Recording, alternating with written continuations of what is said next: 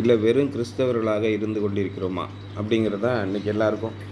நானும் கிறிஸ்தவன் தாங்க, ஆண்டவர் சொல்கிறபடி தான் நடக்கிறோம், நீங்கள் உங்கள் ஜோலியை பார்த்துட்டு போங்க. ஏங்க இந்த மாதிரிலாம் நடக்கக்கூடாதுன்னு பைபிளில் போடலாங்க. எங்களுக்கும் தெரியுங்க, பைபிள் நாங்களும் தான் படிக்கிறோம். ஆண்டவர் எங்களுக்கு என்ன சொல்கிறாரோ அதுபடி தான் நாங்கள் செஞ்சுக்கிட்டு இருக்கோம். நீங்கள் உங்கள் ஜோலியை பார்த்துட்டு போங்க. வேதத்தில் என்ன போட்டிருக்கோ அப்படி தானேங்க நடக்கணும். இயேசு கிறிஸ்து என்ன சொல்கிறாரு அதுபடி தானே நம்ம நடக்கணும். அப்போ நீங்கள் ஏன் மாறி நடக்கிறீங்க? நேற்று என்ன சொன்னார் ஐயர்? நேற்று என்ன நம்ம சிஎஸ்ஐ சர்ச்சில் என்ன போதகம் நடந்தது?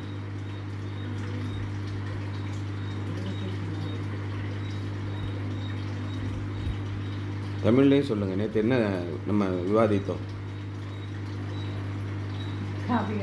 Christians response to poverty.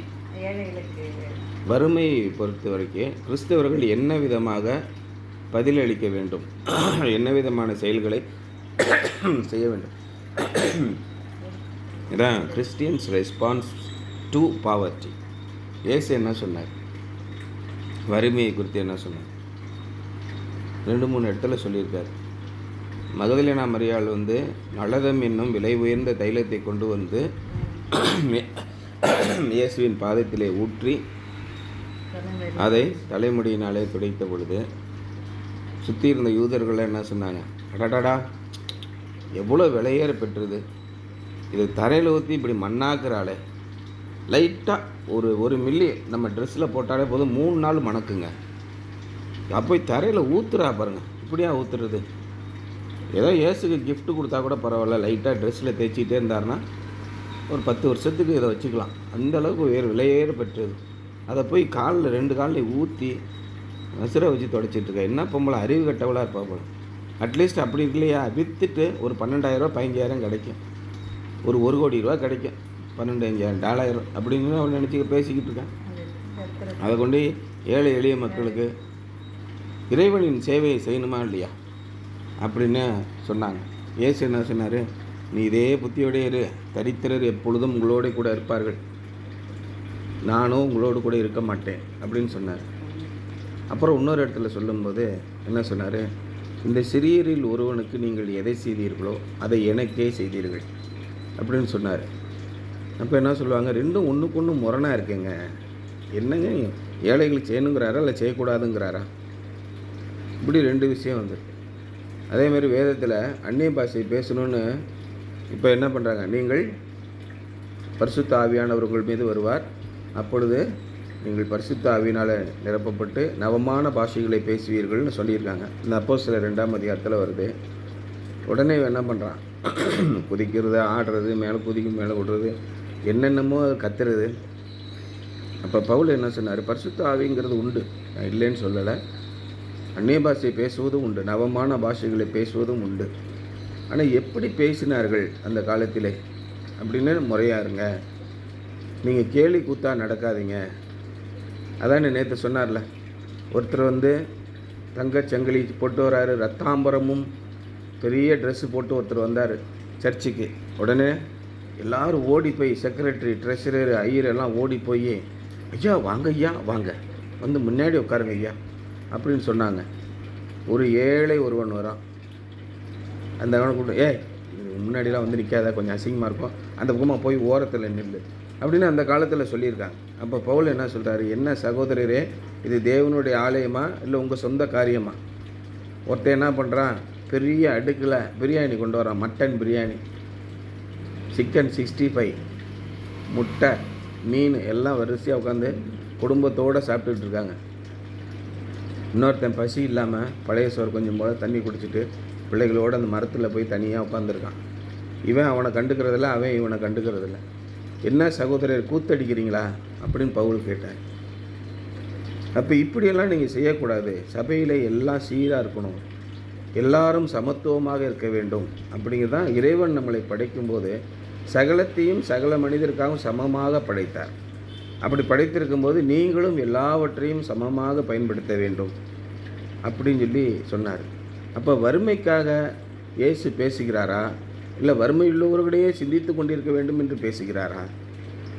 அப்போ நல்லா புரிஞ்சுக்கிட்டிங்கன்னா, ஆவியானவர் உங்களை எப்படி நடத்துகிறார் என்பதை நீங்கள் எப்படி தெரிந்து கொள்வது? அதான் த எவிடன்சஸ் ஆஃப் சால்வேஷன். இயேசு கிறிஸ்து உங்களை மீட்டு கொண்டிருக்கிறார், உங்களை ரட்சித்திருக்கிறார். அதன் அட்சி அடையாளங்கள் உங்களிலே இருக்கிறதா என்பதை நீங்கள் எப்படி பார்ப்பீங்க? நேற்று நம்ம படித்தோம்ல, இயேசு கிறிஸ்துவின் அட்சி அடையாளங்களை நான் என்னிலே தரித்திருக்கிறேன். உங்களை பார்த்த உடனே இயேசு கிறிஸ்துவின் ரட்சிக்கப்பட்டான்னு எப்படி தெரியும்? Faith, hope and love R the 3 cardinal virtues of the Christian life and the 3 greatest evidences of salvation. கடைசியிலே 3 நிலைத்திருக்கும். எது நிலைத்திருக்கும்? விசுவாசம், அன்பு, விசுவாசம், நம்பிக்கை. இந்த 3 நிலைத்திருக்கும். 1 கொரிந்தியர் 13ஆம் அதிகாரம் கடைசி வசனத்தில் என்ன போட்டிருக்கு? கடைசியிலே அன்பு, விசுவாசம், நம்பிக்கை, இம்மூன்றும் நிலைத்திருக்கும். இவைகளில் அன்பே பிரமா. ஒருத்தனுக்கு விசுவாசமும் நம்பிக்கையும் அன்பும் இருக்கிறது என்றால் அவன் நிச்சயமாக தேவனுடைய ரட்சிப்பிலே இருக்கிறான்.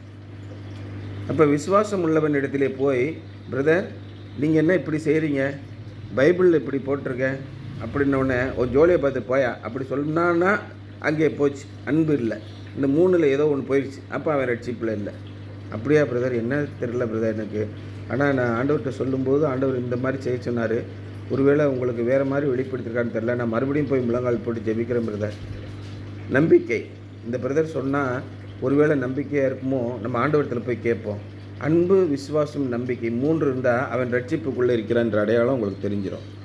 Faith must always lead to work. விசுவாசம் என்பது எப்பொழுதுமே கிரியைகளுக்கு கொண்டு செல்ல வேண்டும்.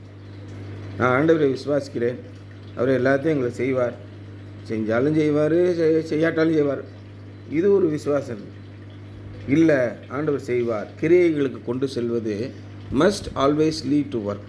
விசுவாசம் உங்களுக்கு இருந்தால் நிச்சயமாக உங்களுடைய வாழ்க்கையிலே கிரியை நடந்தே ஆக வேண்டும், உங்களுடைய வாழ்க்கையில் வெற்றி நடந்தே ஆக வேண்டும். ஆண்டவர் உங்களுக்கு எல்லாவற்றையும் வெளிப்படுத்துவார். அதி சீக்கிரத்தில் நீங்கிவிடும் இந்த லேசான உபத்திரவம். அப்போ என்ன சொல்கிறாங்க, கொஞ்ச நாள் நம்ம கஷ்டத்தில் போகிறோம், ஆண்டவரே நான் விசுவாசத்தோடு இருக்கேன், என்னுடைய வாழ்க்கையில் வெற்றி நடைபெற வேண்டும், ஆனால் இப்பொழுது என்ன இடைஞ்சல் நடக்குதே அப்படின்னு நீங்கள் யோசிக்கும்போது ஆண்டவர் உங்களுக்கு வெளிப்படுத்த, பொறுமையாக இரு, இந்த வழியாக தான் நான் வெற்றி கொண்டு போக வேண்டும் அப்படின்னு சொல்லுவார். அப்படி நம்ம சோர்ந்து போக மாட்டோம். விசுவாசத்தின் கிரியை நம்மளே நடைபெறும். We are not saved by faith plus works, but by faith that works. விசுவாசத்தினாலும் கிரியையினாலும் சேர்ந்து நாம் ரட்சிக்கப்படவில்லை, அதற்கு பதிலாக கிரியை செய்கிற விசுவாசத்தினாலே நம்மை ரட்சித்திருக்கிறார் இயேசு கிறிஸ்து. அப்போ இயேசு கிறிஸ்துவனிடத்திலே வந்து எனக்கு கண்ணு தெரியணும்னு ஒருத்தர் கேட்குறவன் என்ன பண்ணணும்? அவர் உள்ளபடியே கண்ணு தெரிய வைக்கிறார் என்று ஒடியாந்து அவரை தேடி அங்கே முழங்கால் போட்டு ஆண்டவரத்தில் கேட்க வேண்டும். இயேசு கிறிஸ்துகிட்டையும் கேட்பான், இந்த பக்கம் போய் மாரியம்மன் கோயிலையும் போய் கேட்பான், சமயபுரத்துக்கும் போவான், அந்த பக்கம் நாகூர் தர்காவும் போவான், ஏர்வாடி தர்காவும் போவான், எல்லா இடத்துக்கும் போவான். அப்போ உன்னுடைய விசுவாசம் எங்கேயே இருக்கிறது அப்படின்னு நீங்கள் கேட்டிங்கன்னா ஒரே குழப்பந்தான், என்ன செய்யறதுன்னு தெரிலங்க. ஏதோ ஒரு வழியில் நமக்கு விடுதலை வந்தால் பரவாயில்ல, மனிதனுடைய தவிப்பு அந்த மாதிரி இருக்குது. அப்படி நீங்கள் ரட்சிப்பை அடைய முடியாது. Love is also an evidence of salvation. அன்பும் நீங்கள் ரட்சிக்கப்பட்டிருக்கிறீர்கள் என்பதற்கான ஒரு அடையாளம். Love for God and people, தேவனுக்காகவும் மக்களுக்காகவும். இயேசு கிறிஸ்து விண்ணுலகத்திலிருந்து பூமிக்கு எதுக்கு வந்தார்? பாவிகளை ரட்சிக்க கிறிஸ்து இயேசு உலகத்தில் வந்தார். இதுதான் விஷயம். அப்போ இறைவன் மனிதனை நாடித்தானே வருகிறானே ஒழிய மனிதன் இறைவனை நாடி போக வேண்டியதில்லை. இதை நீங்கள் முக்கியம், மனிதர்களுக்காக இறைவனே ஒழிய இறைவனுக்காக மனிதர்கள் அல்ல, நல்லா புரிஞ்சுக்கணும். அதான் இயேசு என்ன சொன்னார்? மனுஷகுமாரன் ஓய்வு நாளுக்கும் ஆண்டவராக இருக்கிறார். எப்போ கோவப்படாதீங்க. ஓய்வு நாளில் ஒருத்தனை சுஸ்தமாக்கினதுனால, அவனுடைய நோயிலிருந்து நீக்கினதுனால இயேசுவை கொலை செய்ய வகை தேடினார். ஓய்வு நாளில் 4 பேருக்கு சாப்பாடு போட்டால் உன்னை சாவடி பண்ணிட்டு அந்த காலத்தில் இருந்தாங்க. அதாவது தீவிர இறை பக்தி, மனிதர்களுடைய நலத்திற்கு விரோதமான தீவிர இறை பக்தி ஆண்டவருக்கு பிடிக்காதது. அன்பு, இறைவன் மீதும் அன்பாக இருக்க வேண்டும், மக்கள் மீதும் அன்பாக இருக்க வேண்டும், அது ரட்சிப்பின் அடையாளம். This love is put in our hearts by the Holy Spirit when we are born again. நாம் மறுபடியும் பிறக்கும்போது மட்டும்தான் இந்த பரிசுத்த ஆவியானவரை நீங்கள் உணர்ந்து கொள்ள முடியும். அது வரைக்கும் நீங்கள் பேச்சளவில் இருப்பீங்க. எத்தனையோ மிகப்பெரிய பிரசங்கிமார்கள் இருக்காங்க, அவங்க பேசும்போது நீங்கள் தெரிஞ்சிருப்பீங்க, வெறும் வாய் பேச்சு, இல்லையா? ஒரு உப்பால் சாரம் ஏறினதாக இருக்கும். எனக்கு எப்பயுமே ரொம்ப பிடிக்கும். நம்ம இப்போ வந்திருக்க ஐயர் பேசும்போது பார்த்திங்கன்னா ஒவ்வொரு வார்த்தையும் உப்பால் சாரம் ஏறினதாக இருக்கும். நேற்று பேசுனது எப்படி இருந்தது? இந்த அட்டகத்தி பேசினார்ல, அவர் எப்படி இருந்தது? அன்றைக்கி போய் சர்ச்சுக்கு போயிட்டு வெறும் வயிற்றோடு வர மாதிரி இருக்கும். ஒரு உப்பால் சாரம் ஏறின போய் பேசும்போது நம்ம போய் நல்லா பிரியாணி சாப்பிட்டு வந்த மாதிரி ஒரு மன திருப்தி இருக்கும். அப்போ என்ன விதமான பரிசுத்த ஆவியினாலே ஏவப்பட்டு உங்களுடைய இருதயத்திலே அன்பு இருக்கிறது. நீங்கள் மறுபடியும் பிறந்திருந்தீர்கள் என்றால் நீங்கள் தேவனுக்கு பிரியமானதை செய்வீர்கள். மறுபடியும் பிறக்கலைனா உங்களுக்கு பிரியமானதை தேடிக்கொண்டு இருப்பீர்கள். The third evidence of salvation is hope.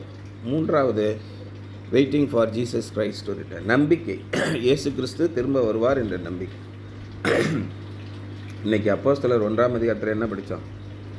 கலிலேயராகிய மனுஷரே, நீங்கள் ஏன் வானத்தையே அண்ணாந்து பார்த்து நிற்கிறீங்க?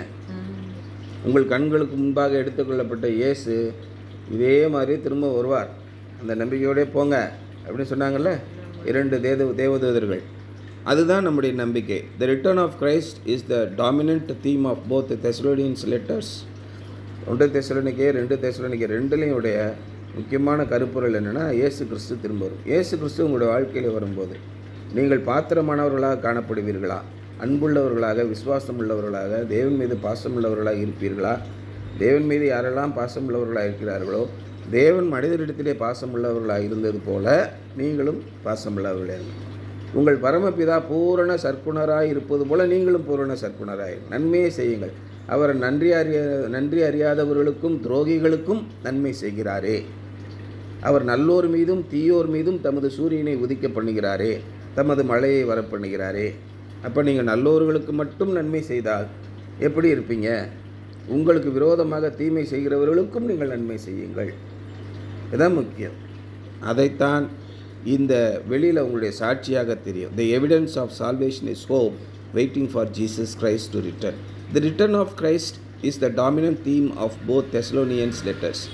Unsaved people are not eagerly awaiting the Lord's return. In fact, when our Lord catches His church up into the air, unsaved people will be totally surprised. நாம் தேவனுக்கு கீழ்ப்படிந்து அவருடைய பிள்ளைகளாக இருந்து நம்முடைய மனதிலே பரிசுத்த ஆவியானவர் இருக்கும்போது, ஆண்டவர் வரும்போது நம்மளை அவரோடு கூட்ட அழைத்துக் கொள்வார். அப்போது மற்றவர்களாம் ஆச்சரியமாக பார்ப்பாங்க, என்னடா இது இவங்க மட்டும் போகிறாங்க, அப்போ நம்ம ஆண்டவர் சொன்னதை நம்ம கேட்காம வாழ்ந்துட்டோமா அப்படின்னு பதறுவாங்க. Faith, hope and love are evidences of election. உங்களை ஆண்டவர் தேர்ந்தெடுத்துக் கொள்கிறார் என்பதனுடைய அடையாளம் என்ன? உங்களிடத்திலே விசுவாசம் இருக்க வேண்டும், நம்பிக்கை இருக்க வேண்டும், அன்பு இருக்க வேண்டும். These spiritual qualities are bound together and can come only from God. இந்த மூணு ஒன்றோடொன்று இணைந்தது. இது தேவனிடத்திலிருந்து மட்டும்தான் வர முடியும். Every church member should examine his heart to determine whether he or she has truly been born again and belongs to God's elect. சபைக்கு வருகிற ஒவ்வொருவரும் தங்களுடைய இருதயத்தை ஆராய்ந்து பார்க்க வேண்டும். உள்ளபடியே அவர்கள் மறுபடியும் பிறந்திருக்கிறார்களா? அவர்கள் தேவனால் தேர்ந்தெடுக்கப்பட்டவர்களில் ஒருவராக இருக்கிறார்களா என்பதை யோசனை பண்ணிப்பார். ஃப்ரம் காட்ஸ் வேர்ட், கொலோசையர் 1ஆம் அதிகாரம் 4ஆம் 5ஆம் வசனம் பார்த்தீங்கன்னா, since we heard of your faith in Christ Jesus, இயேசு கிறிஸ்துவிலுள்ள உங்களுடைய விசுவாசத்தை குறித்து நாங்கள் கேள்விப்பட்டிருப்பதால், and of the love which you have to all saints, பரிசுத்தவான்களிடத்திலே நீங்கள் காண்பிக்கிற அன்பையும் குறித்து, விசுவாசத்தையும் குறித்து நாங்கள் கேள்விப்பட்டிருக்கிறோம். For the hope which is laid upon you in heaven, whereof we heard before in the word of truth of the gospel. சுவிசேஷத்தின் உண்மையை குறித்து நீங்கள் கேள்விப்பட்டீர்கள். என்ன போட்டிருக்கு பாருங்க, அதிலே நீங்கள் விசுவாசம் உள்ளவர்களாக இருக்கு, நம்பிக்கை உள்ளவர்களாக இருக்கிறீர்கள். கொலோசையர் 1ஆம் அதிகாரம் 4-5 வசனங்கள்.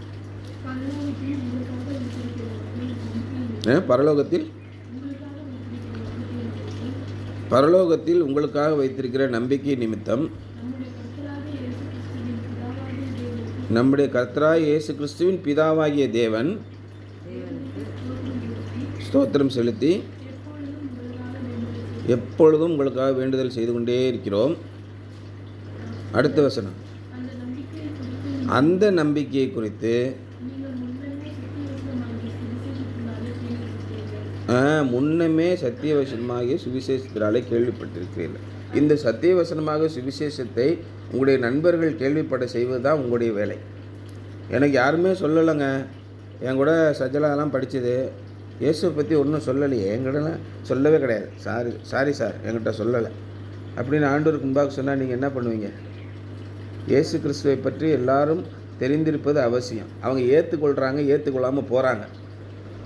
ஆண்டவர் திரும்ப வரும்போது நம்மளை மட்டும் அழைத்து கொள்ளும்போது, சார் என்ன நீங்கள் அவங்கள மட்டும் கூட்டு போகிறீங்க, எங்களெல்லாம் கூட்டு போகல, சொல்லவே இல்லை எக்ஸாமினேஷன் இருக்குன்னு. எக்ஸாமினேஷன் தான் இருக்குன்னு ஏற்கனவே சொல்லியிருக்கேனே, சஜலா சொல்லலை, சஜலா என்கிட்ட சொல்லவே இல்லைங்க, இது அநியாயம் இல்லையா அப்படின்னு அவங்க கேட்கக்கூடாது. இயேசு கிறிஸ்துவை பற்றி நீங்கள் சொல்லிடணும். எல்லாத்தையும் உங்களுடைய நண்பர்களிடத்தில் சொல்லுவது தான். அவங்க ஏற்றுக்கொள்கிறாங்க, ஏற்றுக்கொள்ளாமல் போகிறாங்க. ஆனால் நம்ம சொல்லிட்டோம் அப்படின்னு ஆண்டவர் அன்றைக்கி சஜலா அவங்ககிட்ட சொல்லும்போது நீங்கள் 2 பேர் கேள்வி பண்ணீங்கல்ல அப்படின்னு கேட்பார். நாங்கள் சும்மா லேசாக எடுத்துக்கிட்டோம், அதெல்லாம் சொல்லியாச்சு போய்கிட்டே இரு. அப்போ என்ன ஆகும்? நம்மளுடைய கடமையை நாம் நிறைவேற்றும். அந்த நம்பிக்கையை குறித்து ஏற்கனவே நீங்கள் வேத வசனத்தை, சத்திய வசனத்தை குறித்து நீங்கள் கேள்விப்பட்டிருக்கிறீர்கள். அடுத்து என்ன போட்டிருக்கேன்?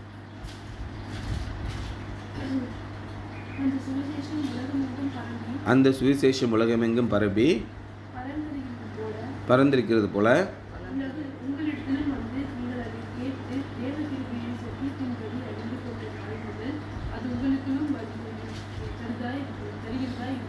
உங்களுக்குள்ளும் பலன் தருகிறதா இருக்கிறது. இந்த சத்திய வசனம் உங்களுடைய வசனத்தில் இருந்தால் நம்பிக்கை, அன்பு, விசுவாசம் இந்த 3ம் வளரும். இந்த 3ம் பரிசுத்த ஆவியானவரிடத்திலிருந்து மட்டும்தான் வரும். பரிசுத்த ஆவியானவர் எப்பொழுது உங்களிடத்தில் வருவார்? நீங்கள் மறுபடியும் பிறக்கும்போது மட்டும்தான் வரும். இந்த 3ம் தான் உண்மையான கிறிஸ்தவர்களின் அடையாளம். அப்போ உண்மையான கிறிஸ்தவர்கள் என்னென்ன காரியங்களை செய்வார்கள் என்றால், தேவன் என்னென்ன காரியங்களை செய்வார்களோ அந்த காரியங்களை எல்லாம் உண்மையான கிறிஸ்தவர்களும் செய்வார்கள். இந்த 3 அடையாளமும் உங்களிடத்தில் இருக்கிறதா என்பதை ஒவ்வொரு கிறிஸ்தவனும் ஆராய்ந்து பார்க்க வேண்டும். நான் மறுபடியும் பிறந்திருக்கிறேனா? அன்பின் இடத்தில் இருக்கிறதா? நம்பிக்கையின் இடத்தில் இருக்கிறதா? விசுவாசமின் இடத்தில் இருக்கிறதா? இம்மூன்றையும் நீங்கள் ஆராய்ந்து பார்க்க வேண்டும். இதுதான் இன்றைய தியானம்.